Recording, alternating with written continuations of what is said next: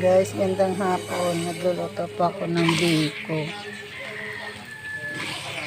Sa kahoy lang.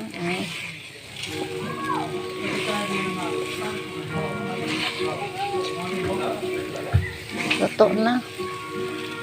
Yeah. Ang lulutuin ko na lang pansit, luto ng spaghetti, luto ng biko, pansit na lang at saka butsi at saka turon.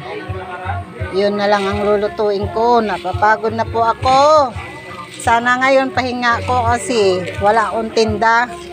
Yun pala, ang daming lulutuin. Ay nako. Naghihintay ang mga kalag. Saan luto ko? Ayan na itong. Lutuan ko kayo, Tioy, Ariel. Lahat, si Ben. Lahat na mga patay, lulo ko kag lula kasama na dyan. Thank you.